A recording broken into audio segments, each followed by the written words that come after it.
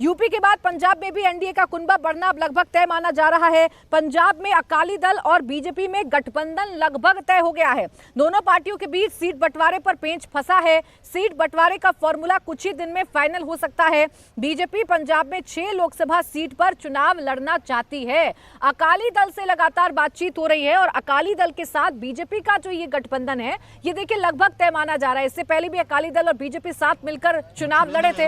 हाँ, किसान आंदोलन पर जरूर आप ये कह सकते हैं कि अकाली दल ने साथ छोड़ दिया था, भारतीय जनता पार्टी का एनडीए का साथ छोड़ दिया था, और इसीलिए ये बड़ी खबर इस वक्त ये है कि अकाली दल से लगातार बातचीत चल रही है और लगभग गठबंधन जो है वो अब तय हो चुका है। लगभग दोनों के बीच में बात बन चुकी है।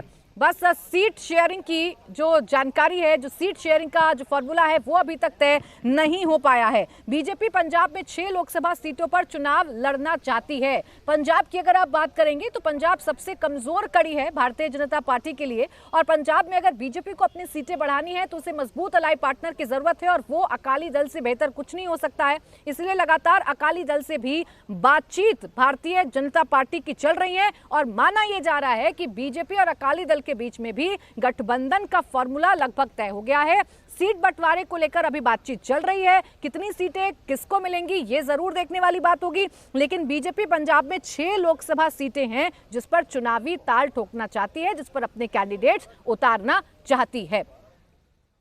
तो बीजेपी का कुनबा लगातार बढ़ता जा रहा है। एनडीए और एनडीए में शामिल जो अलाई पार्टनर हैं वो लगातार बीजेपी को और ताकत दे रहे हैं, क्योंकि बीजेपी इस बार छोटा टारगेट नहीं बड़ा टारगेट लेकर चल रही है। 400 प्लस सीटें अगर बीजेपी को पूरे देश में जीतनी है तो बीजेपी को इन दलों की भी जरूरत जो है वो साफ तौर पर पड़ती हुई नजर आ रही है। तो 2024 के लिए बीजेपी की तैयारी एकदम सटीक है, और इससे इतर अगर आप देखेंगे तो इंडिया अलायंस बिखरता हुआ नजर आ रहा है। एक के बाद एक जो इंडिया अलायंस के पार्टनर हैं उनका मोह भंग होता हुआ नजर आ रहा है।